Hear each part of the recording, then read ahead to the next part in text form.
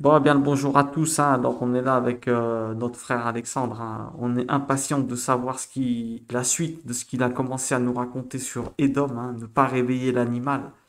Alors tout de suite, hein, pas de temps à perdre, hein. Comment ça va, Alexandre?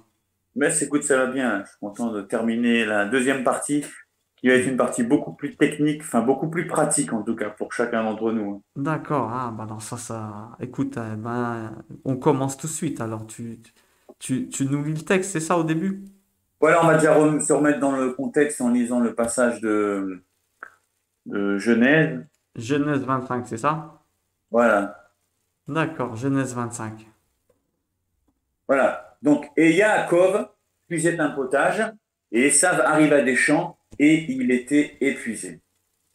Et Esav dit à Yaakov, laisse-moi, je te prie, avaler du roux de ce roux-là, car je suis épuisé. C'est pourquoi on appela son nom Édom. Et Yaakov dit, vends-moi aujourd'hui ton droit d'aînesse. Et Esav dit, voici, je marche à la mort. Et de quoi me sert le droit d'aînesse? Et Yaakov dit, jure-moi aujourd'hui. Et il lui jura, et vendit son droit d'aînesse à Yaakov. Et Yaakov donna à Esav du pain et du potage de lentilles, et il mangea, et but, et se leva, et s'en alla. Et ainsi Esav méprisa son droit d'aînesse. Voilà donc le texte qui va nous intéresser. Alors peut-être juste pour ceux qui veulent se remettre dans le contexte de la première partie qu'on avait fait dans la partie 1 en fait, où je développe principalement tout le contexte dans lequel cet épisode s'inscrit, en même temps l'importance du nom des personnages, et donc ça vous le retrouverez dans la partie 1. Mais là j'aimerais principalement m'arrêter sur quelques expressions qui sont tirées de ce passage. Alors, juste pour dire que en fait, le personnage qui nous intéresse, c'est Esav, hein. Et pour bien connaître quelqu'un, en fait, c'est un principe dans la Torah, il faut l'écouter. Il faut écouter parler quelqu'un, et la Torah ne dit jamais quelque chose de trop ou quelque chose de pas assez. Quand la Torah nous donne un verset, un mot, ou ce que quelqu'un dit en ouvrant la bouche, c'est très important. Et là, en l'occurrence, pour Esav, pour connaître un peu l'identité d'Esav, ben, il suffit simplement de l'écouter parler. Et on verra donc la manière dont une personne se comporte, entre autres avec la nourriture, on en apprendra beaucoup sur elle, ça aussi. Euh, et donc, je pensais à ça quand je relisais un peu mes notes. En fait, quand quelqu'un s'exprime, il s'exprime de par qui il est. Et ça m'a fait penser à ce passage où Jésus vient d'être arrêté. Et en fait, vous savez que Simon-Pierre, il va renier 3 fois le maître. Et il est dit dans Matthieu 26, 73 que à un moment, il y a une servante qui veut arrêter Pierre et lui dit, mais non, non, non, tu dois te tromper, tout ça. Et elle lui dit, mais si, ton langage te trahit. Et en fait, je regardais un peu comment certaines traductions le rendent, parce que ça nous permet en même temps d'enrichir le texte et de comprendre. Et en fait, quelqu'un comme Stadtfer, il a dit comme ça, ta prononciation te trahit. C'est intéressant. Et Pyroclameur, il va dire, même ton accent te trahit. Et Chouraki, c'est intéressant, il dit, ta langue te dénonce. Et je crois que quand on s'exprime, des fois on aurait tendance à parler plus vite que ce qu'on voudrait parler, mais de la manière dont on s'exprime, comme dit Chouraki, en fait, notre langue va nous dénoncer. Et on connaît quelqu'un, on connaît la maturité de quelqu'un dans la manière où il va s'exprimer. Il n'y a qu'à écouter les gens parler et vous en saurez beaucoup plus sur eux. C'est super Euh, intéressant ce que tu dis parce que il y en a qui disent que en fait il avait un accent de Galiléen. Tu sais, ceux de Galilée ils avaient un accent, bien donc ils sûr, l'ont oui. reconnu à ça. Mais quand tu traduis, quand on écoute ce que tu es en train de dire, ça voudrait peut-être même dire que lui il a dit des choses qui, tu sais, qui l'ont dénoncé au-delà de l'accent. Tu vois ce que je veux te dire? Ah, bah, bien sûr. C'est Non, mais vachement intéressant. C'est qu'il ça se peut, le texte il a prouve. trop il a parlé de manière à ce qu'il s'est dénoncé lui-même. Tu vois? C'est ça. Et bien sûr qu'au sens premier, certainement les Galiléens avec un accent comme si nous, aujourd'hui, on dirait quelqu'un qui est de Carcassonne avec son accent bien marqué, ou alors c'est un Alsacien qui parlera en Bretagne, on Ou un pourrait tout de suite Lyonnais comme moi, hein, qui a l'identifier. un accent de racaille, hein, t'as vu? Exactement, on t'a identifié. Et en fait, notre langage nous dénonce. J'aime bien comment Chouraki le dit, nous dénonce ou nous trahit, ça montre bien un petit peu. Donc la manière dont on s'exprime va parfois nous trahir. Et c'est pour ça qu'il faut être prudent. Et il y a ce proverbe qu'on connaît tous, hein, il faut tourner 7 fois sa langue avant de parler. Ça montre bien que faut pas parler à la légère. Mais ça sera partie d'un passage qu'on va développer. Et en grec, Euh, tu sais c'est quel le mot qui a écrit exactement la traduction du grec ou ça sur, doit être Chouraki, ça doit être le plus proche. ouais, Euh, ouais, ouais. on Attends. vérifiera ça quand on fera cette étude, mais c'est intéressant d'un point de vue que tu as donné. Ça m'était pas venu, mais c'est vachement intéressant. Ouais. Après, juste pour parler des saves, avant de rentrer dans les points que je voudrais développer, qu'on a vu la dernière fois, mais je me suis pas arrêté dessus. En fait, quand on présente les versets juste avant le passage, il parle de la naissance des jumeaux. En fait, il nous est dit, et les enfants grandirent, et Ésav était un homme habile à la chasse, un homme des champs. Là aussi, j'aimerais qu'on s'arrête juste très courtement sur cette expression que Ésav était un homme qui était à la chasse. En fait, là aussi, il y a toujours le sens premier, hein, ce qu'on appelle le pshat, qui est vraiment le sens littéral, où là, effectivement, il était un chasseur, comme aujourd'hui il y a des chasseurs, et qui, avec son arc, il tuait des animaux en vue de se nourrir. Ça, c'est le sens pshat. On n'a aucun souci avec ça. Mais après, ce qui est intéressant en hébreu et dans l'exégèse juive, c'est qu'on peut vraiment développer et aller vraiment à une autre manière d'interpréter les textes qui, en fait, quand on compare d'autres textes de la Torah, et surtout là où les mots sont placés, on peut effectivement en tirer des enseignements. Et quand on parle de la chasse, alors ça nous fait référence à Nimrod. Vous savez, Nimrod, avant la tour de Babel, nous a dit que Nimrod était un vaillant chasseur devant l'Éternel. Et en fait, il faut comprendre qu'il était un chasseur qu'on pourrait traduire aussi contre l'Éternel.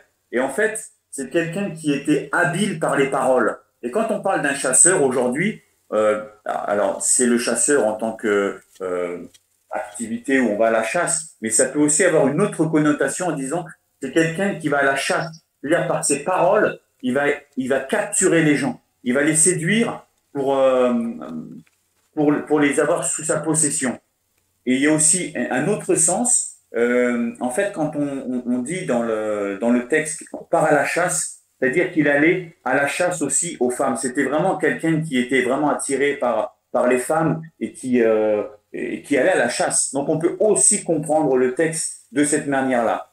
Et dans ce sens-là, ce qui est intéressant, c'est tout à la fin tout à la fin du droit d'aînesse, en fait, il nous est dit quand le contrat a été signé entre les deux frères, il est dit qu'un coup que Ésaü il a bien mangé, il est dit et il mangea et but et il se leva et s'en alla. Ça aussi c'est une formule qui est intéressante parce qu'on la retrouve en fait à l'épisode du mont Sinaï. Vous savez quand le peuple il va fabriquer le veau d'or, il est dit euh, à ce moment-là que le peuple, si vous trouvez ça dans Exode 32, il dit que le peuple s'assit pour manger, ils boivent et ils se lèvent pour rire. Alors j'ai pris la traduction Chouraki parce que c'est lui qui traduit au plus juste effectivement le mot Letzarek, pour rire. Et si vous prenez vos traductions, vous verrez, ils se levèrent pour se divertir, ils se levèrent pour s'amuser, ils s'amusèrent pour danser.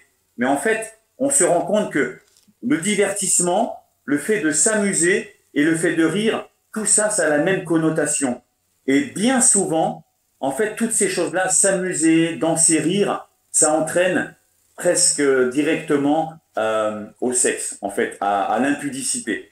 Ça aussi, c'est quelque chose qu'il faut comprendre dans le texte, et ça nous renvoie justement à Esav, qui était un homme de chasse, qui, une fois qu'il a bien mangé, il se lève et il repart. Et c'est exactement ce qui s'est passé pour le peuple quand il a fait le veau d'or. Il s'est assis, il a mangé, ils sont levés et pour rire. Et là, effectivement, ils sont partis dans des délires où c'est que le peuple était sans frein. Quand Moïse redescend, il voit le peuple qui est sans frein. Donc on peut s'imaginer ce qu'il faisait, mais en tout cas, c'est quand on retrouve ce mot letzarek, ce letzarek qui veut vraiment dire rire. C'est pour ça que Chouraki le traduit en traduisant pour rire. Mais effectivement, un divertissement en soi, il est là pour nous distraire, il est là pour nous faire rire. Hein. On voit aujourd'hui toutes les comédies qu'on a à la télé, tous les one-man shows, les comédies, tous ces humoristes qui sont là en fait pour nous faire fuir un peu la réalité du temps présent, mais pour nous faire rire. Ils sont payés pour ça. Et on va dire, la société d'aujourd'hui, les gens d'aujourd'hui,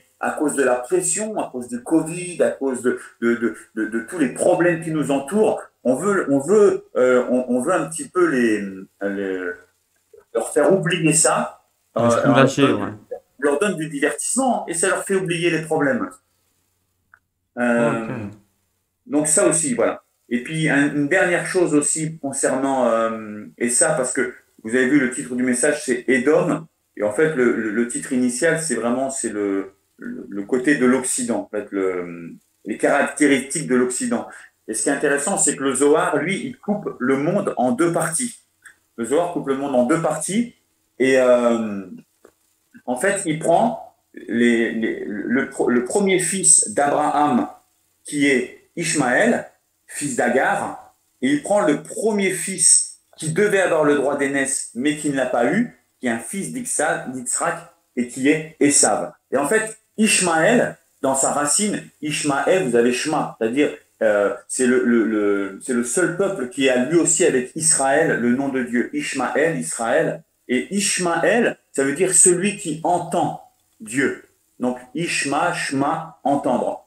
Et en fait, Ishmaël, c'est le côté de l'Orient. L'Orient, parce que vous constaterez que pratiquement tous les peuples de l'Orient sont des peuples qui sont spirituels. Ils sont, derrière toutes les religions, ils sont basés sur ces notions de spiritualité, alors que Esav, lui, c'est typiquement l'Occident.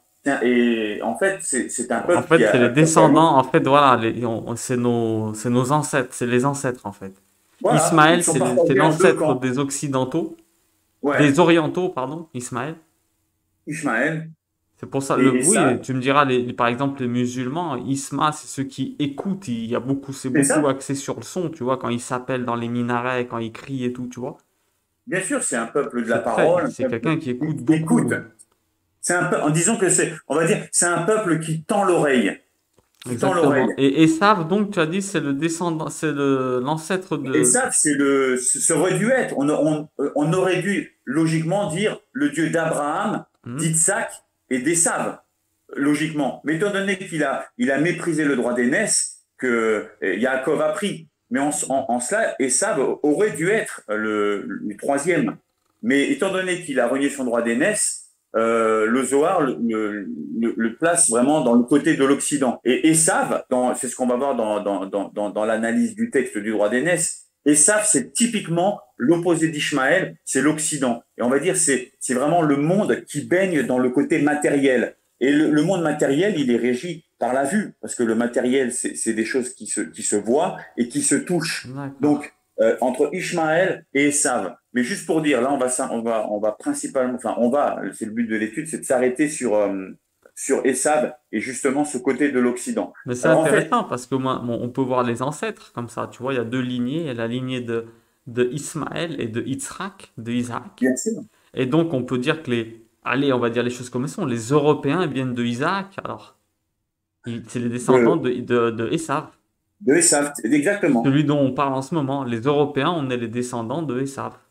Tout l'Occident, c'est-à-dire oui, l'Europe et par De extension Ésaü, en fait. Ésaü en français, Les hein, Esav, États-Unis c'est par Ésaü. excellence. Ouais, Ésaü, Rome, tout ça, les Romains, tout ça, c'est tout Ésaü, en fait. Tout Esav. c'est ça, D'accord, c'est ça. là, on y voit bien clair, là. Bien, bien. Ouais. Peut-être tu peux, oui, donc tu as mis le texte, là on le Ouais. voit, Autrement, et on va s'arrêter. j'aurais fait un dessin direct hein, si j'avais pu. Hein. Ouais, ouais, ouais. Donc, ce qu'on a dit, le premier point qui caractérise l'Occident, qui caractérise donc Esav, qui est Édom, rappelons-le, en fait, c'est les loisirs. On voit que Esav, il est dans les champs, alors qu'il aurait dû être normalement dans les tentes à étudier, et que c'est l'inverse qui se passe. Mais pour dire qu'il était dans les champs, c'est aussi pour dire qu'il préférait s'amuser plutôt que d'être dans l'étude. Et ça, c'est caractéristique de l'Occident. On est vraiment dans une société où, en fait, on cherche le loisir par-dessus tout, on cherche le divertissement. Et vous verrez quand vous rentrez du travail, généralement, les émissions à la télé, directement, c'est du divertissement, du divertissement. Juste pendant l'heure du repas, c'est du divertissement de toutes les chaînes de télé, parce que l'occidental, il est tellement pris par la pression du monde qu'on veut le faire décompresser, on veut le faire oublier la pression du monde. Donc, on lui donne du divertissement. Alors, ça serait, Regardez, Alexandre, alors ça ouais, serait un message que Dieu nous envoie. Si vous êtes des Occidentaux, méfiez-vous parce que vous allez avoir un Yetzerara, comme on dit, un mauvais exactement, penchant qui va vous tendre à vouloir toujours trop vous détendre, justement, et vous divertir. Ça serait comme un message qu'il nous envoie alors. exactement. De dire attention les Occidentaux, vous pensez trop à vous divertir, vous avez ce mauvais penchant, faut le contrôler. Ah, c'est un jeu, c'est un bon message là que tu nous donnes. Disons le divertissement en soi. Pas Je mauvais. vais dire, on a besoin, et je ne sais pas si vous vous rappelez, enfin, bon, il y en a peut-être qui connaissent, mais en fait, il y a un livre qui s'appelle les premiers chrétiens. Et en fait, il nous raconte les dernières années de l'apôtre Jean.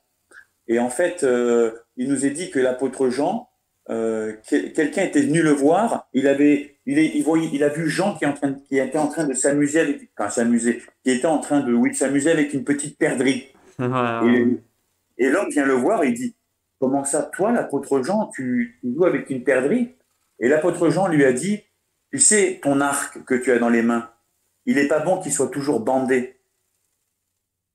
Et il y a une très grande leçon à tirer de ça. C'est-à-dire qu'on ne peut pas non plus toujours avoir la tête dans le guidon, toujours avoir la tête dans la Torah, toujours avoir la tête dans la Bible. C'est bien, mais il y a aussi besoin d'avoir un peu, je dis bien un peu, mais disons l'Occident, ils sont dans l'excès. Ils Tant que sont c'est pas anti, rarement dans l'équilibre. tant que c'est pas anti-Torah en vérité, tant que c'est pas anti-Dieu, il n'y a pas de problème. Dieu il nous a fait pour Voilà, qu'on profite de ce monde, hein. Il a créé l'homme le sixième jour. Le septième jour, c'est le Shabbat. Ça veut dire quoi? Eh ben, qu'il te rentre pour que tu te reposes. On est là, on n'est pas là pour souffrir, hein. Ça, comme tu dis, c'est faux. L'histoire de Jean, elle est très belle. Si tu as la corde tendue tout le temps, la seule chose qu'elle risque de faire, c'est de casser. à un moment, il faut savoir Ouais, détendre. ça, c'est important. Il est dit les sages, ils disent que tu auras autant de comptes à rendre pour le bien que tu n'as pas fait que, Ouais, que pour le bien dont tu n'as pas profité. ouais, oui. Celle-là, elle laisse à réfléchir, celle-là. Ah oui, oui, oui. Dieu, il Mais t'envoie des regarde, cadeaux. Tant que c'est pas anti-Torah, il n'y a pas ouais. de problème. Enfin, tu vois ce que je veux te dire? Mais disons, euh, aujourd'hui dans notre société, et ben, dire des agences de voyage, tu en as partout, des clubs de tout ce que vous voulez, des centres de fitness, ça ouvre à tout, de remise en forme, des centres de repos, des espaces de détente, des espaces de jeu, de distraction. On n'a que ça. On n'a que ça parce qu'il faut que les gens ils ont besoin de décompression. On dirait qu'ils en font trop et il faut absolument les tenir là-dedans. Donc, c'est pas en soi que je suis contre. Mais disons, c'est quand toutes ces choses-là on ne vit que pour ça. Ou Euh, alors, Alexandre, ou alors quand elle t'enlève de tes responsabilités. voilà aussi. Mhm. Tu vois ce que je veux te dire? Tout Ah ouais, ouais. plaisir est bon, sauf s'il est anti-Torah. Et comme tu as dit, si on fait que ça et s'il t'enlève de tes responsabilités. Par exemple, le mec qui va regarder un match de foot alors que son fils, il a besoin de faire ses devoirs avec lui, tu vois. Ah oui, oui. Là, en Typiquement. fait,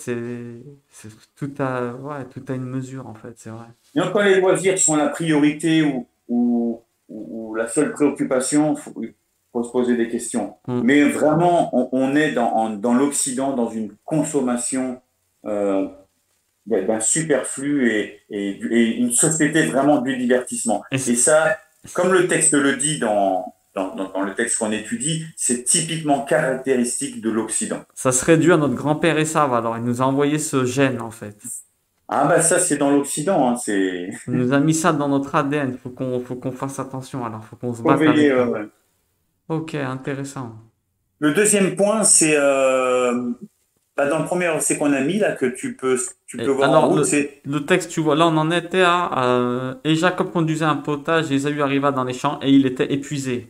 voilà, et il était épuisé. Ça nous intéresse aussi parce que ça c'est typiquement aussi occidental. Et il était épuisé. Et on trouve là pareil plusieurs traductions comme accablé de fatigue.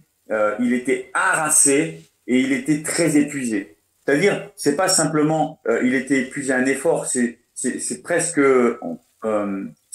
trop. Et si le mot il revient deux fois, parce que vous le retrouvez juste dans le deuxième verset en dessous, où il dit laisse-moi, je te prie, avaler ce roux-là, car je suis épuisé. Ok, Vous là savez, il la le Torah, répète, ouais, je le souligne là aussi. D'accord. On voilà. le La retrouve Torah ici ne et dit ici. jamais des mots en trop. Et si elle le dit deux fois, c'est pour dire attention, prêtez, là il y a un message. Et la fatigue, le fait d'être constamment épuisé, ça aussi, c'est typiquement occidental. Et d'ailleurs, regardez la première remarque qu'on entend quand il vient le changement d'heure. Et c'est typique de l'Occident, c'est ah, on va dormir une heure de plus, ou alors on va dormir une heure de moins. Ah, Ça, c'est typique. donc ah d'accord, je vois. En fait, tu veux dire que côté animal de dormir, en fait, là C'est encore. ça. En fait, on revient, oui, effectivement, à ce qu'on avait dit là, dans la D'accord. première partie, c'est qu'en fait, l'homme, il a une partie spirituelle et une partie animale, parce en fait, l'homme est un trait d'union entre le ciel et la terre. Et il a en lui, comme il est créé de la terre, en cela, il a des instincts comme celui d'animal, de manger, de dormir et de s'accoupler. Et puis, il a des parties aussi spirituelles comme les anges, où il se tient debout, il a la faculté de parole et l'intelligence. Mais ce côté animal, il doit être, euh, il doit être maîtrisé. Et que ce soit dans la fatigue, que ce soit pour la nourriture et pour les paroles, là, on ne doit pas laisser l'animal prendre le dessus. Et la fatigue, regardez, enfin, il y a certains hommes ou enfin, certaines femmes, on va dire, c'est dans l'être humain, mais ils ressemblent à des lions. Ils ont besoin de dormir 10 voire 14 heures. Et souvent, les gens qui dorment trop, ils sont encore plus fatigués. Parce que voilà, il faut veiller aussi. Là, il y a quelque chose d'animal dans le fait de se coucher. Combien c'est dur de se lever le matin. Combien c'est dur. C'est Et incroyable. c'est typiquement occidental. En Orient, les gens se lèvent avec le soleil, se couchent avec le soleil. Hein. Vous les verrez pas avec se lever comme nous à 8 heures tout le temps. Et puis surtout quand c'est les grasses matinées, le week-end, les gens, allez, ils rajoutent 2 heures en plus. Quand c'est les vacances, à 11 heures, ils se lèvent, ils sont encore en pyjama jusqu'à Mais midi. tu sais que c'est un Donc, problème d'aimer dormir. Moi, je te dis tout de suite, tu peux pas aimer ah ben dormir. C'est pas possible. C'est ce que c'est comme mourir, dormir. Si toi, par exemple, tu sais que demain, il y a des personnes, tu vois, moi, je croise des élèves, des fois, ils disent, j'arrive pas à me lever, j'arrive pas à me lever. Mais en vérité, rappelle-toi le jour de quand tu étais petit, si tu savais que tu devais faire une sortie au ski ou quelque part, tu te levais à 5 heures du matin en courant. ah Celui oui. qui aime dormir, c'est celui qui est pas pressé de vivre. C'est celui qui est pas content de vivre sa journée, qui se dit que sa vie, elle va être comme d'habitude. Tu vois ce que je veux te dire? Si Ah tu as oui, envie de oui. vivre, tu te lèves tôt, je te dis tout de suite. Ah Mais ouais, disons, voilà, c'est deux choses. C'est typique de l'Occident et c'est vraiment une partie animale chez l'homme qu'il faut maîtriser, quoi. On va pas donner une règle de combien il faut dormir, mais je crois que 24 heures sont divisées en trois. Il y a 8 heures pour travailler, il y a 8 heures pour bah, dormir et les puis il y a experts, 8 heures pour... ils disent 9 heures maximum, hein. Ils disent après, c'est voilà. pas normal, t'as un problème. Même 8 heures, hein.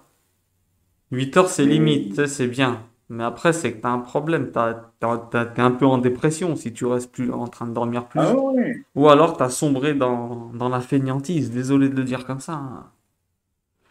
Ou que et puis t'aimes regardez pas là, ta vie. Frère, si t'aimes dormir, c'est que t'aimes pas ta vie. La vérité, c'est que ta vie, elle est routine. C'est la routine. Parce que je te dis, quand t'es pressé de vivre des événements, tu te lèves en courant. Je me rappelle quand je devais partir en sortie quand j'étais petit ou même, ah ouais, je me levais en courant, hein. T'étais pressé, tu sais. Ah, dans l'armée, il te lève tu dors 4 heures et ton corps, il s'habitue, hein. ah oui, oui, c'est une discipline aussi de vie. Hein. C'est Ok, le lion qui est en nous qu'il faut arriver à maîtriser, quoi. d'accord, d'accord. Alors là, on Donc a... voilà, sur la fatigue, enfin, le sommeil, le fait de dormir, c'est ça aussi, c'est quelque chose qu'il faut être sensible et peut-être que dans les vies, il y a peut-être des rééquilibrages à faire ou des remises en question. Hein, euh, voilà. C'est vrai que bah, on sait que les plus grands, ils se lèvent à 5 heures du matin, hein. Les plus Ah grands, oui. on parle de tous les rabbins, on parle de Steve Jobs, Mark Zuckerberg, tu sais, si on veut vraiment... Et eux, ils se lèvent à 5h30 tous les jours, hein. Ben oui, et puis comme dit le proverbe, le jour appartient à ceux qui Einstein, se lèvent tôt, Tesla, ils hein. dormaient 2 heures. C'est des mecs ils se levaient la nuit, ils se levaient à 5 heures du matin. 5. Paraît-il qu'à 5h30, c'est la meilleure heure au niveau de ton métabolisme. Ah ouais, oui. Donc c'est vrai que nous, 8 heures, c'est tard. C'est très tard en fait. Ah Après, bon, ouais. ça, si tu tombes dans un pays comme l'Espagne où on est complètement décalé, c'est sûr que c'est pas évident des fois. C'est pas évident parce qu'ici, les gens ils sortent se promener à 1 heure du matin, t'as vu? Ils mangent à 14 heures, 15 heures, ils remangent le soir vers 9, 10 heures. C'est sûr que tu vas pas te coucher à 11 heures comme ça, quoi. Eh ouais, ouais, ouais, ouais. Après, bon, on fait ce qu'on peut, mais bon, moi personnellement, je suis pas adapté du tout à leur horaire, tu sais, malgré que je vis en Espagne. Parce que c'est pas possible. C'est le corps, comme tu as dit. Si Dieu il éteint la lumière, ça veut dire aller dormir. C'est ça, ouais, ouais. Ah ouais, écoute la nature. Dieu il éteint la lumière. Qu'est-ce que tu fais à tourner en rond?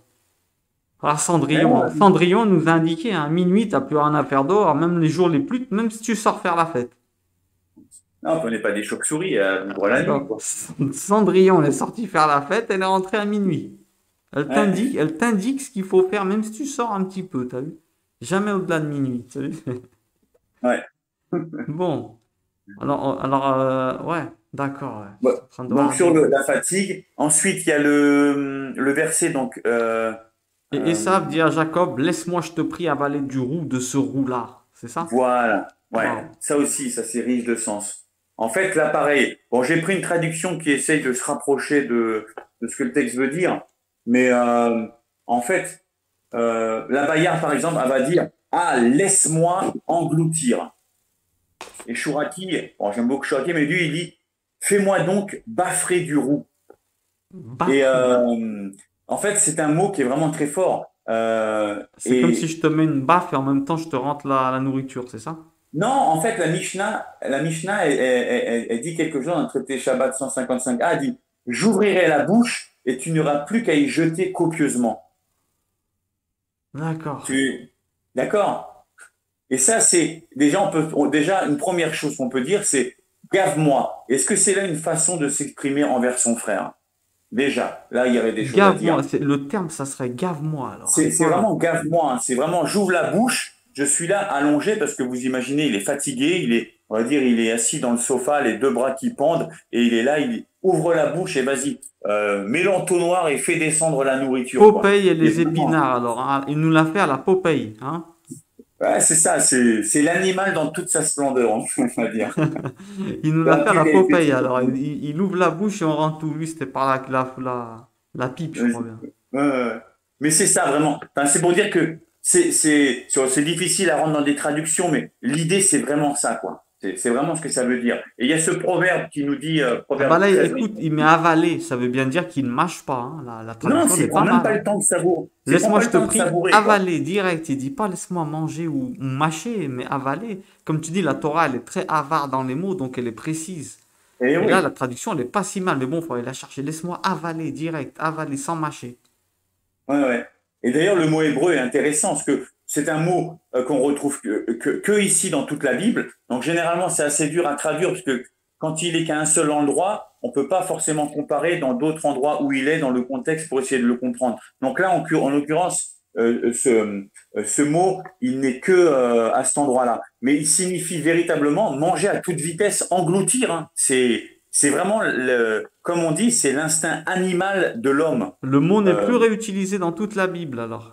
non, on le retrouve que ici. Aliteni, Ce qu'on appelle un apax, c'est ça. un impact. Voilà. Eh ben, dis donc. Ok.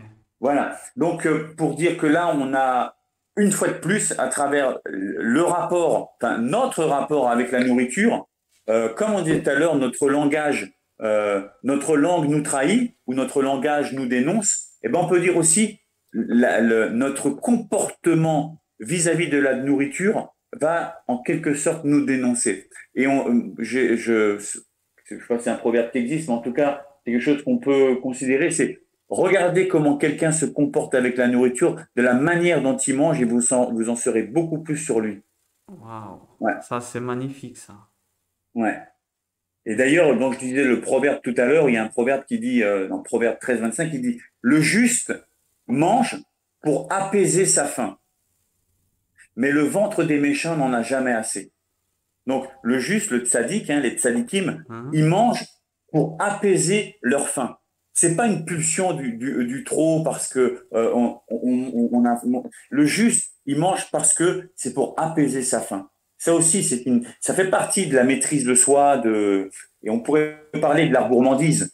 À quel moment on peut considérer que on bascule dans la gourmandise? Alors, ce curseur-là, on peut tous le placer à divers endroits parce que on n'a pas tous le même appétit. Mais ça aussi peut-être quand on est face à un repas ou quand on est à manger, si c'est pas au stade de la compulsion, mais en tout cas, à quel moment, c'est quelque chose qu'on peut se dire quand on est dans un repas, quand on a pris une part, bon, il y a souvent des restes, on dit, tiens, on veut deuxième fois. Eh ben, se dire, est-ce que j'en ai véritablement besoin ou est-ce que peut-être quelqu'un en aurait plus besoin que moi ou est-ce qu'effectivement, je vais plutôt satisfaire un instinct animal? Ça aussi, c'est des questions qu'on peut se poser ou dans lesquelles il faut aussi se discipliner. Eh ben, est-ce qu'on peut donner plusieurs règles alors qui pourraient montrer ou dénoncer? D'où l'intérêt déjà, premièrement, de... Bah, c'est très simple. Alors là, Première chose, bah, écoute, moi, première chose que je vois, c'est... déjà, sur ce que tu disais avant, il y a les sages qui disent que la faim, c'est une malédiction. J'avais entendu. En fait, tu dois te nourrir quand tu te sens faible. C'est quand tu te sens faible que tu te dis, ah tiens, là, faut que j'aille me nourrir. Tu vois ce que je veux te dire? Parce que là, qu'est-ce que c'est que se nourrir? On nous a mal vendu le produit. Qu'est-ce que c'est que se nourrir? Bah, c'est un élément on va dire, qui se sacrifie, qui nous donne son énergie, sa force.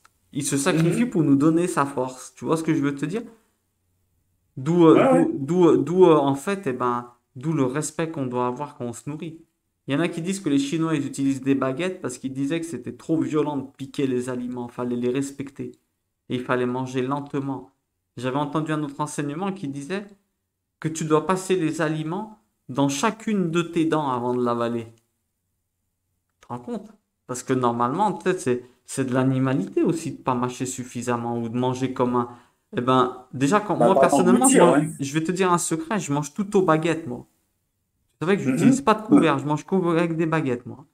J'ai Ouais, un ami ouais. chinois, il m'avait appris, et tu manges beaucoup plus doucement. Tu manges beaucoup plus calme, tu digères mieux. Ça te change complètement ta digestion de manger doucement. Complètement ta digestion. Moi, je suis quelqu'un qui a une digestion difficile à la base. Eh ben, ça m'a complètement changé d'aller super doucement à la baguette, tu vois.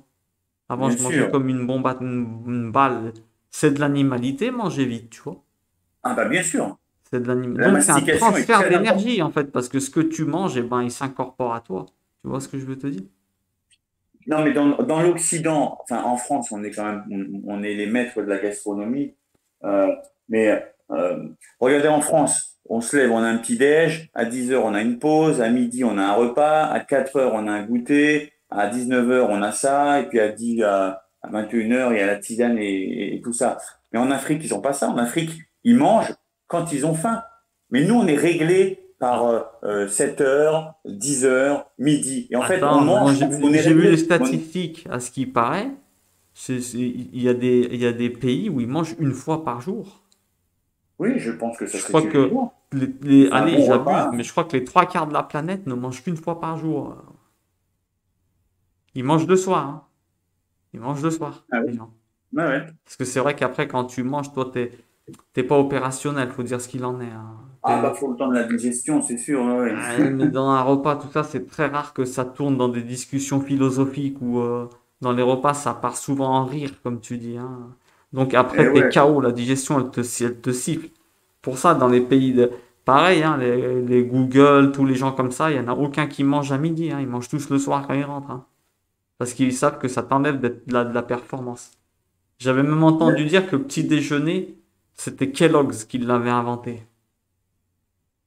J'ai même entendu des trucs de fou comme ça, là. Après, tu te dis, est-ce que c'est vrai, est-ce que Ouais, c'est pas vrai? Bon, ouais. bref, après, comme tu as dit, chacun son régime. Il y en a qui mangent une fois, d'autres deux, d'autres trois. Mais après, trois fois, je pense que c'est un peu de l'excès parce que l'estomac, c'est comme une machine à laver. Tu vois, elle est tout le temps en mouvement et c'est ce qui consomme le plus d'énergie. Donc, si tu la laisses pas se reposer un peu, moi, je pense qu'au bout d'un moment, tu risques d'avoir des problèmes. Tu vois ce que je veux te dire? Et ouais. Donc, Mais il y avait un médecin qui disait, enfin un nutricien qui disait, 20% de ce que l'on mange sert pour les besoins de notre corps et les 80% pour les médecins. Et Ah ouais. c'est que ça veut dire, c'est qu'on mange trop. Mais pour dire, en tout cas, sur le plan de l'Occident, enfin, pour nous qui sommes occidentaux, et de cette partie animale qui est en nous, il faut toujours se voir comment s'exprime ce côté animal dans la nourriture. Et regardez moi enfin, j'ai une chienne, quand elle mange, quand vous mettez à manger, elle mange d'un trait, elle fait pas de pause. Quand ils boivent d'un trait, blablabla, et ils mangent. Et en fait, certaines personnes, quand ils mangent, on a l'impression ils sont comme les animaux. Et faut prendre son temps. Et il y a un petit exercice qui est très simple. Par exemple, quand vous buvez un verre d'eau, quand vous buvez un verre d'eau, généralement un verre, vous le buvez en 3 gorgées, à peu près, hein. Eh bien, c'est facile. La prochaine fois que vous allez prendre un verre d'eau, vous allez couper, vous allez boire 2 gorgées, faire une pause et boire la troisième gorgée. Et vous verrez que c'est pas si évident que ça. Et ça, c'est une discipline pour casser le côté animal. C'est un petit exercice, hein. Mhm. Intéressant, ouais, ouais. C'est tout à fait ça. Ou alors quand on mange aussi, de remarquer si c'est notre tête qui descend à la cuillère ou si c'est la cuillère qui monte au visage. Aussi, ouais, ouais, ouais. Essaie de remarquer parce que ça en dit long sur toi, ça aussi. Ah ouais, Mais ouais. c'est vrai que le comportement à table, il en dit Il en dit beaucoup long, sur hein. la personne. C'est vrai ce que tu es en train de dire là. Je me rappelle quand j'étais enfin, au collège, qu'au collège, généralement, c'est là que l'adolescence se manifeste. Donc, on va dire le côté animal, il est beaucoup plus exprimé chez l'adolescent. Et je me rappelle quand il était midi et que ça sonnait, j'avais tous mes camarades, bon, je le confesse certainement, je devais l'une ou l'autre fois être de cela, mais dès que ça sonnait, on aurait dit une meute de loups qui courait à la cantine, qui aurait été le premier pour manger. Ah, Mais vraiment, on une l'a meute de tous loups fait, qui ça. court, hein. Ouais, mais ça, c'est l'instinct animal dans toute sa splendeur, quoi. C'est vrai ce que tu es en train de dire, hein. C'est vrai ce que tu es en train de dire. Et Ça, on l'a ouais, tous fait. Ben, moi, le conseil que je donnerais à tout le monde, c'est apprenez à manger aux baguettes.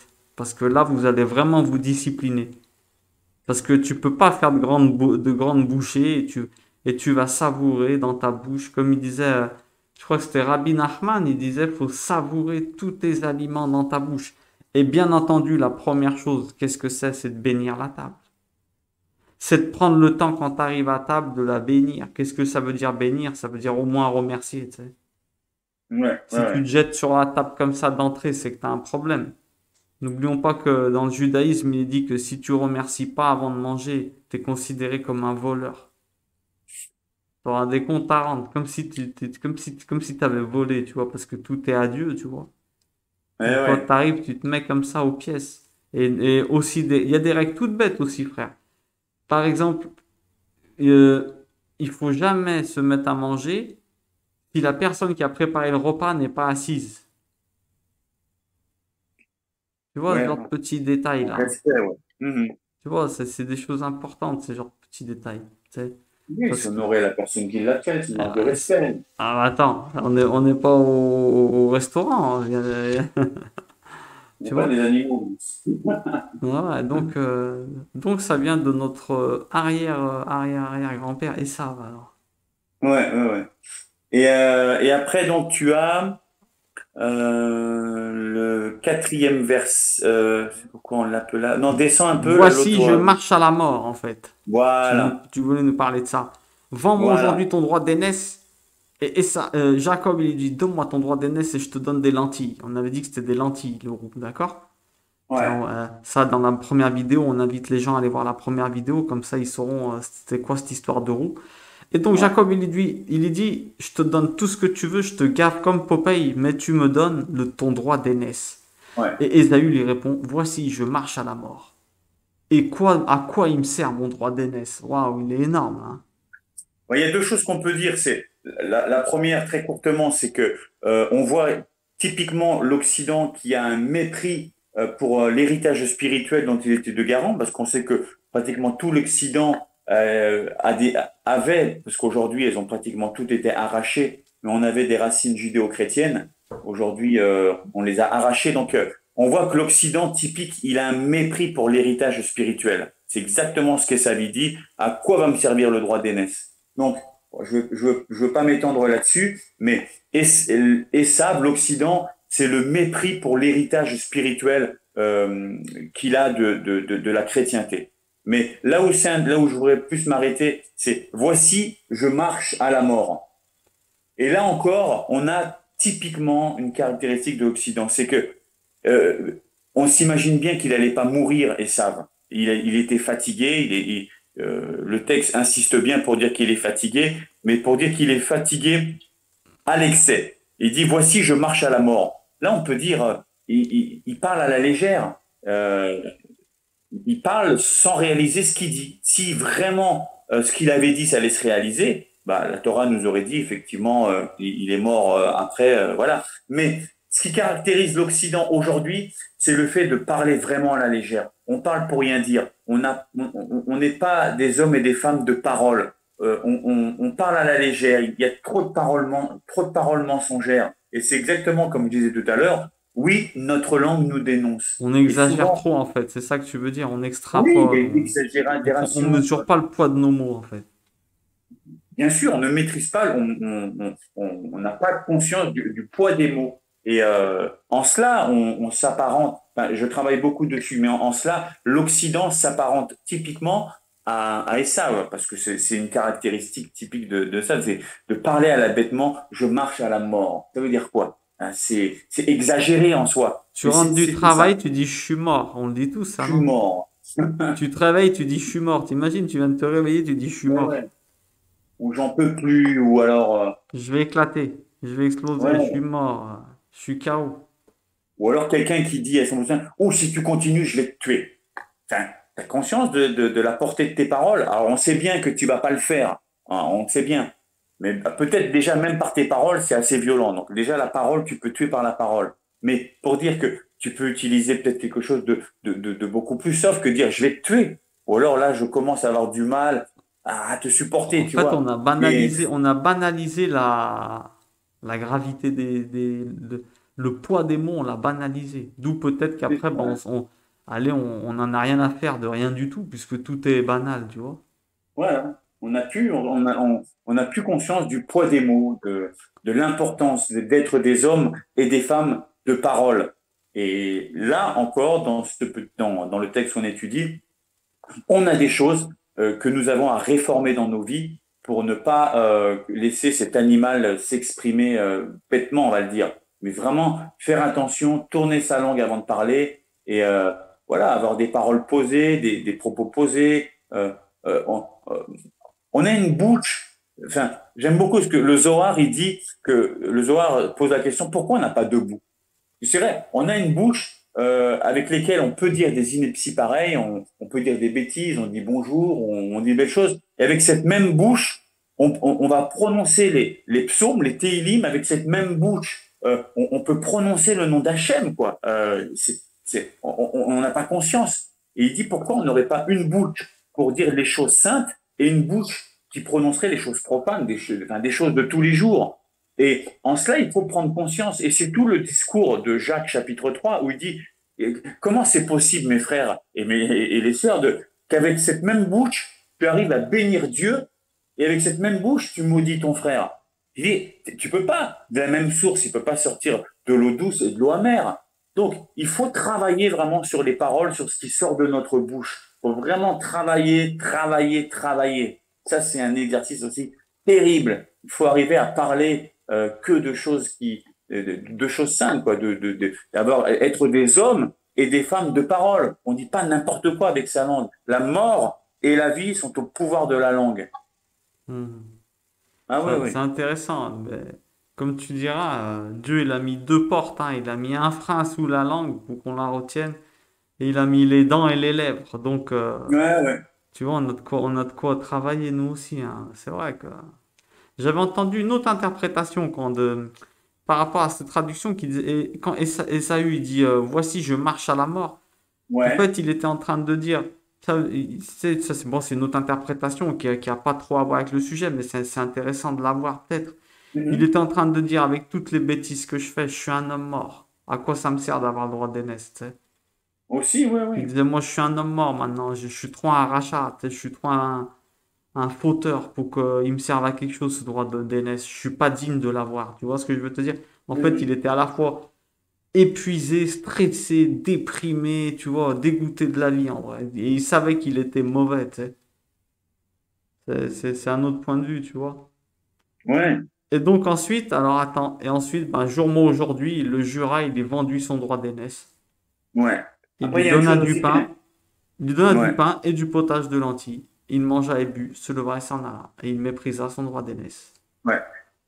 Et là, sur mépriser son droit d'aînesse, en fait, ce qui est intéressant, c'est que l'auteur de l'Épître aux Hébreux, vous trouvez ça au chapitre 12, au verset 16, il reprend cet épisode pour nous dire quelque chose. Et on retrouve ça donc dans Hébreux 12, verset 16, il dit que pas un immoral sexuel. En grec, c'est le mot pornos, hein, Mhm. c'est fort. Donc, que pas un pornos ou un fornicateur, le mot bébelos, méprise ce qui est saint, comme Esav ne vendit son droit d'aînesse contre un seul roux, contre le plat de lentilles. Et vous savez que lorsqu'il voulut ensuite hériter de la bénédiction envers son père Israël, il fut rejeté et ne trouva pas lieu pour un retour, bien qu'il l'ait cherché avec des larmes. Mais c'était trop tard. Je crois que là, il a dû s'en mordre les doigts, comme on dit. Mhm. Euh, mais ce texte nous fait le rapport, encore une fois, avec toute la pornéia, toute la pornographie et le fornicateur, parce qu'un fornicateur, c'est celui qui méprise ce qui est saint, en le rattachant avec la personnalité des saves, hein, pour des biens typiquement matériels, pour les plaisirs de ce monde. Donc c'est ça. Et en fait, ce qui est intéressant, c'est que vous connaissez tous ce proverbe, qui va à la chasse perd sa place. Eh ben, il est tiré de cet épisode-là. Et ouais, c'est biblique et on a tendance à même pas Eh le ouais, savoir. eh ouais. C'est ce Esav qui allait à la chasse. Eh ouais, il était à la chasse, il a perdu sa place. Et, et je voulais te dire, il y a un Ouais. enseignement qui est intéressant là, bah, écoute, tant qu'on y est, on va le dire, hein. Pourquoi Jacob donna à Ésaü du pain en premier? Pourquoi il a donné du Alors, pain et après les lentilles? Donc ça, j'avais entendu d'un enseignement d'un rabbin qui était extraordinaire. En fait, pourquoi il a donné du pain?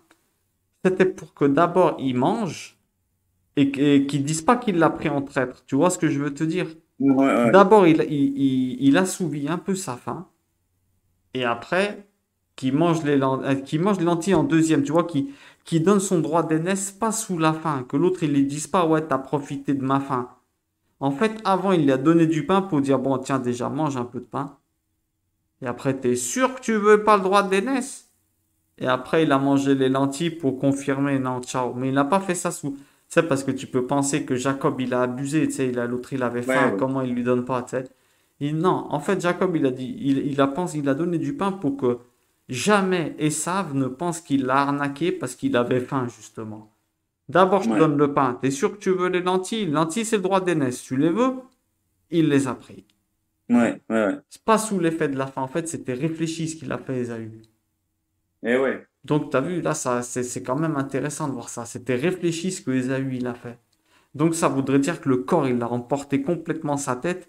Ou alors, comme on a dit avant, qu'il savait que c'était un rachat. Il s'est dit, laisse tomber, tu sais. Il était complètement démoralisé. Il s'est dit, je suis pas au niveau d'avoir le droit d'aînesse, moi. Oui, oui. Tu vois, tu tombes dans la matérialité, ça fait qu'après, tu perds la confiance en toi. L'enseignement, il est énorme. Eh ouais, ouais, ouais. Tu perds la confiance en toi. Plus tu es matériel, moins tu seras spirituel et moins tu seras dans ton essence. Parce que ton essence, c'est la spiritualité à la base. C'est pas la matérialité. C'est la tête qui doit commander le corps. Tu vois, Melek tu sais en hébreu, Melek, ce que ça veut dire. Moar, lève, lève, c'est les lettres M, L, K, Melek, le roi.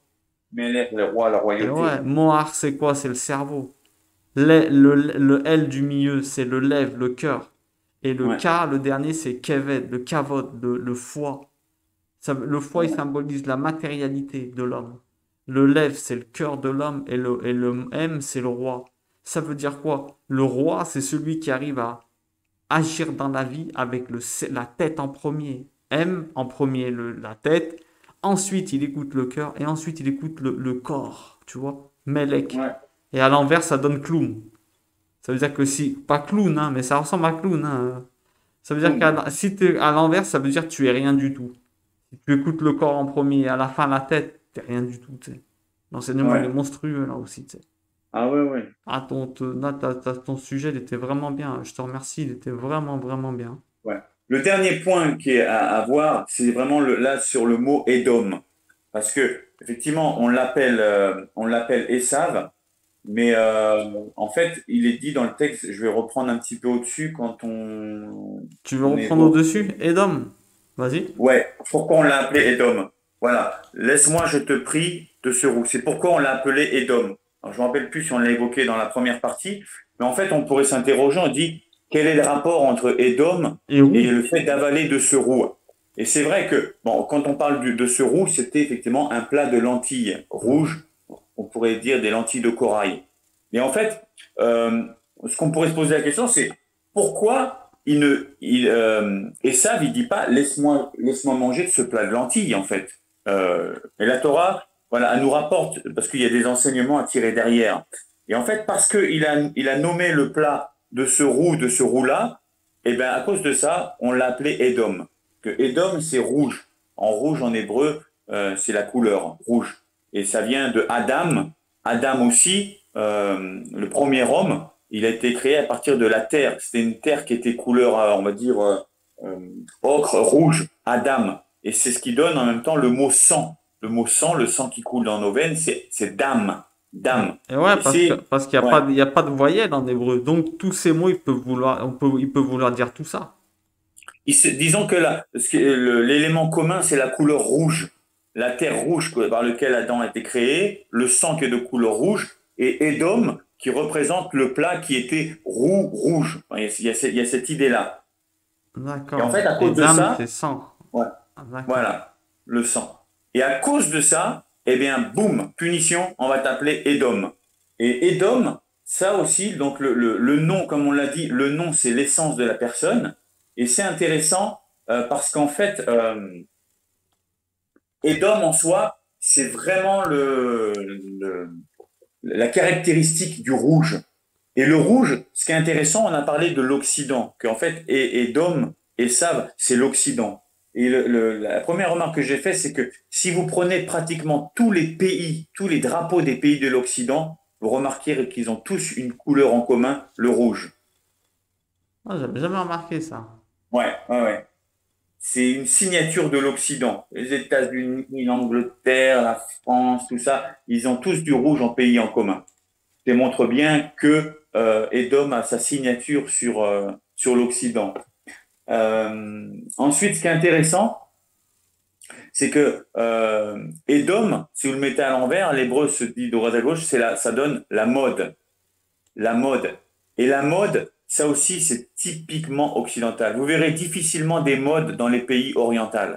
Mais étant donné que le look, la mode, parce que la mode, c'est vraiment la vue, le sensuel par excellence, c'est tout la subjectivité dans ce que l'on va montrer, c'est typiquement occidental. Et là aussi, il faut veiller parce que vous verrez le rouge, en fait, la couleur rouge revient très souvent. On a ça dans le rouge à lèvres, les tissus qui sont rouges, ça va exciter le taureau qui est chez l'homme. C'est une couleur qui, par essence, excite l'essence. Et ça, c'est vraiment commun à l'Occident. C'est des choses auxquelles aussi il faut veiller. Enfin, pour les Occidentaux, surtout pour les hommes, faut vraiment veiller sur les yeux parce que c'est le piège par excellence. C'est le piège quoi. Faut vraiment faire attention. Mais c'est typique des dômes. Hein. C'est vraiment la société du superficiel. Tout est dans le regard, dans l'apparat, dans le visuel. J'ai envie de dire en France, on est la capitale de la mode. Hein. C'est vraiment on a ça, des affiches et des trucs partout pour. C'est l'Occident dans toute sa splendeur. Ok, ok, Ah ouais. ok. Il donne à l'envers, mode, ouais, c'est vrai. Mode à Ouais. l'envers. Ok. Donc voilà ce qu'on peut tirer du texte en tout cas, c'est là où ce qui caractérise l'Occident, c'est vraiment les loisirs. Et quels sont mes rapports vis-à-vis du loisir? C'est la fatigue. Quels sont mes rapports avec mon corps et la fatigue? C'est la nourriture. Quels sont mes rapports avec la nourriture? Les paroles, on a dû parler à la légère. Comment est-ce que je m'exprime? Est-ce que j'ai des choses à réformer dans mon langage, dans la manière que je m'exprime? Et le troisième, c'est effectivement le côté de la mode, du superficiel, où on est dans une société du paraître plutôt que d'une société où je dois être. Euh, voilà, donc en tout cas, que je voulais partager à travers ce texte d'Esav et la partie animale qui est sur nous. C'est pour ça on a donné avec Felipe le titre, c'est Ne réveillez pas l'animal. Il y a un animal en chacun d'entre nous, ce côté animal qui ne demande que pas grand-chose, juste quand le chatouille guili-guili pour se manifester. Et il faut apprendre à maîtriser, à dompter cet animal. Et comme tu as dit, comme pour Ève, ça commencera très souvent par les yeux. Attention à ce qu'on regarde, parce que Ève, elle est tombée à cause des yeux. Elle vit le fruit et elle tomba. Donc, Tomber dans le panneau. c'est d'abord les yeux, comme tu as dit, et attention notre rapport avec les relations nuptiales. D'accord? Ça aussi, il faut faire attention. Ouais, ouais, ouais. Ça, faut faire très attention comment on traite notre propre corps et celui de l'autre. Ça fait. C'est un temple. C'est des temples. C'est un Et très grand respect. Ouais. attention aux yeux, comme tu as dit, parce qu'après, les yeux se déclenchent l'imagination. Et Ah ouais. il faut qu'on sache une chose, hein, c'est que c'est toujours plus beau dans notre imagination que quand on a fait l'acte qu'il fallait pas. Tu sais, t'as un plat, waouh, t'as les yeux plus gros que le ventre, bim, dès que t'as fini, t'as envie de vomir. Ouais, ouais. T'as une femme, le décolleté de la voisine, il te plaît, le jour où t'arrives à tromper ta femme avec elle, tu finis, t'as envie de te tirer une balle. Tu, tu t'endors, tu devais te lever à 8 heures, tu profites du lit, ta journée, tu vis 4 heures, t'es dégoûté. Tu vois ce que je veux te dire? C'est Ouais. toujours dans notre imagination, ça va toujours être beaucoup plus beau que quand tu auras fait la réalisation. Faut bien se rappeler de ça. Ouais, plus grand est le plaisir dans l'imaginaire, Ah hein, bah c'est sûr. attends, ça c'est Que la consommation en elle-même. Le plaisir est beaucoup plus grand quand il est encore dans le stade du penser ou même de savoir qu'on va manger une bonne choucroute. Il y a une excitation dans le cerveau. Le plaisir est beaucoup plus grand que quand on va prendre la fourchette, on va le manger. Ça, c'est... Eh Après, tu ouais. la manges, tu te pètes le ventre et t'as envie de vomir. Tu te dis, je suis dégoûté maintenant. Ouais. Tu vois le truc. J'en parle même pas des excès ou dans les autres domaines, tu vois. Après, Dieu nous a créé aussi avec des sens, il nous a créé avec des papilles gustatives. Quand on mange un bon plat, effectivement, il y a un régal, les sens, il y a une explosion dans la bouche. Bien sûr, mais il y a de quoi bénir Dieu pour ça. Mais Et mon frère, moi pas... je te dis, l'astuce, c'est de manger doucement. Moi, je l'ai expérimenté, ça. C'est pas facile, hein, attention, hein. C'est pas ouais, facile, mais normalement, il faut que les aliments, on a dit, ils passent dans toutes tes dents. Ça t'éviterait d'avoir des caries parce que t'as vu, on est tellement bête qu'on mange tous que d'un côté, tu sais. ouais, ouais, ouais. Donc, t'as vu, il y a des enseignements comme ça qui sont. L'astuce, moi, je te dis, c'est de manger doucement. Commence tranquillement, bénis ta table, mange doucement, attends que tout le monde est assis. Bon, après, je vais pas dire manger aux baguettes, mais bon, mange doucement, mangez doucement. Là, c'est un conseil que je vous donne. Mangez doucement et vous allez voir comme tout va mieux se passer. Comptez dans votre tête. C'est difficile hein, de mâcher 26 fois les nombres de Dieu. C'est très difficile. C'est Ouais. là, tu remarques, tu oublies, hein, tu oublies, mais il faut manger doucement. Très, très C'est un doucement. exercice. Manger, c'est un moment important. Pourquoi? Parce que eh ben, c'est se connecter avec Dieu. Pourquoi? C'est un transfert d'énergie, on a dit, hein. Dieu, il a mis de l'énergie dans tout ce qu'il a créé. On est d'accord? Il y a de l'énergie divine de Ouais, partout. Donc toi, quand tu manges, eh ben, tu l'as fait tienne, cette énergie. C'est une sorte de contact avec Dieu, hein. Tu manges de l'énergie divine. La table, c'est pas un truc. Il y en a qui disent manger debout, par exemple. Jamais de la vie, il faut manger debout. Il est écrit clairement, celui qui mangera debout, il finira assis, il aura mal aux jambes, il aura des problèmes de jambes. ouais. Tu vois ce que je veux te dire? Donc, Ah oui, oui. ça se respecte la table. En vérité, je sais que c'est un truc difficile parce que c'est à la fois une nécessité basique et à la fois un yetzer-hara, tu sais. Donc c'est pas évident. Il est dit que celui qui contrôle sa table, tu le connais cet enseignement c'est de l'ancienne alliance aussi qui dit, celui qui se maîtrise à table, il maîtrisera facilement beaucoup plus facilement toutes ces autres addictions. Parce que la table, c'est de loin la plus grande attirance, comme on a dit, parce qu'à la fois, c'est une nécessité basique, tu vois.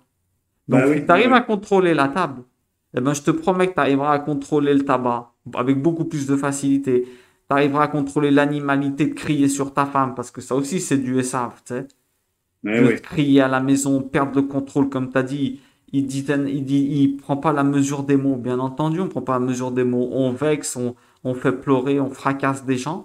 Ça aussi, c'est de l'animalité. Tu sais, le lion, il y a le lion qui te fait dormir, mais il y a le lion qui te fait être un lion à la maison aussi. Donc, faut faire Ouais, attention. Et à table, justement, c'est pour ça qu'il y a des jeûnes aussi, hein. C'est pour ça qu'il y a le jeûne qui a été inventé. Dieu, il a instauré le jeûne parce que quand tu jeûnes, et ben justement, tu disciplines le corps et tu reprends le contrôle avec ta tête. Et c'est un truc incroyable, tu sais. Donc, ah oui, oui. c'est pas pour rien qu'il y a le jeûne. C'est parce que justement, la relation avec la table, eh ben, elle définit beaucoup. Que Dieu nous aide à nous maîtriser à table. Je te jure, moi, j'ai que ça à dire, hein. Je le dis chaque fois, hein. Que Dieu nous Bah aide à nous oui. maîtriser à table, ne serait-ce que par respect envers les pauvres, tu vois. Qu'on fasse pas de gaspillage, on mange en excès. Ouais. Et je te promets que Dieu il nous aide parce que c'est pas facile. On a besoin de son aide pour ça. Ouais. Ouais, soyons des hommes et des femmes qui relevons le niveau. Ne Ouais, pas descendre au niveau animal, mais vraiment à s'élever vers Dieu. Ouais. exactement. Spiritualisons la matière, comme on dit. Élevons ce qu'on Ouais. mange et que c'est pas ce qu'on mange qui nous rabaisse au niveau de ce qu'on a mangé, tu sais. Que Ouais. ça soit l'animal qui devienne l'homme, tu vois. Ouais, oui. Que ça soit ce que tu as mangé qui devienne une partie de toi. Que ce soit pas toi qui devienne un animal, tu vois. Ouais. Alexandre, c'était super ce cours-là. Vraiment, merci beaucoup, hein. Beaucoup, Ouais, c'est un beaucoup. plaisir de pouvoir partager avec Ah, toi. super, super. Rien à dire. J'espère que d'autres apprécieront aussi parce que là, vraiment bien, bien, bien. J'ai beaucoup aimé les autres aussi, hein, mais bien, bien, bien. Bravo, bravo. Bah écoute, je te laisse le mot de la fin, c'est ça? Allô? Qu'est-ce que je peux dire de plus? Ouais, vraiment vous encourager vraiment j'encourage chacun dans les gestes, dans les réactions, que ce soit par les yeux, par la bouche, de ce qu'on entend, à vraiment être à l'image de Dieu et à ne pas se laisser aller à des penchants naturels qui sont les parties animales, mais vraiment euh, comme il est dit dans la parole, quoi que vous fassiez en parole, en acte, faites tout pour la gloire de Dieu. Que ce soit pour manger, que ce soit quand on parle à son prochain, quand on parle avec des collègues de travail, quand on s'adresse à ses enfants, à sa femme, à vraiment euh, que vraiment le Christ s'incarne en nous dans ces choses-là et de vraiment d'en prendre conscience et de grandir, voilà. Comme Paul il dira aux Thessaloniciens, je souhaite que vous progressiez, que vous alliez de progrès en progrès. On ne peut pas se contenter de l'état où on est aujourd'hui, c'est pas suffisant. On doit progresser vraiment, avancer. Et chacun sait où il en est. Et voilà, en tout cas, Philippe et moi, on veut vous encourager à faire des progrès après tous les points qu'on a évoqués là. Voilà. Que Dieu nous aide, ouais. Que Dieu nous aide à tous à avancer loin de la partie animale et à la discipliner. Vraiment, merci. Ouais. Bah écoute, que Dieu te bénisse à toi aussi, hein, hautement et merci pour ces enseignements que tu nous donnes. C'est vraiment une aubaine pour nous. D'accord? Ouais, c'est un plaisir. Alors, je te dis à très très bientôt si Dieu le veut, hein, et que Dieu bénisse tous ceux qui écoutent et tous ceux qui n'écoutent pas. D'accord? Ouais. Allez, à Et s'il très. y a des choses que vous n'avez pas bien compris, vous souhaitez, je pense vous pourrez poser des questions en Même s'il y bas a et des puis sujets qui veulent qui veulent qu'on traite, hein, avec plaisir, on peut voilà, ouais. essayer. Ils peuvent laisser Exprimez-vous des vraiment. commentaires, hein. Ouais. Ou même s'il y a des expériences qu'ils veulent raconter, c'est intéressant aussi. Aussi. Allez, En je te tout dis cas, voilà. à très bientôt, Alexandre. À très très Allez, au bientôt. revoir. Ouais, ouais. Ciao, ciao.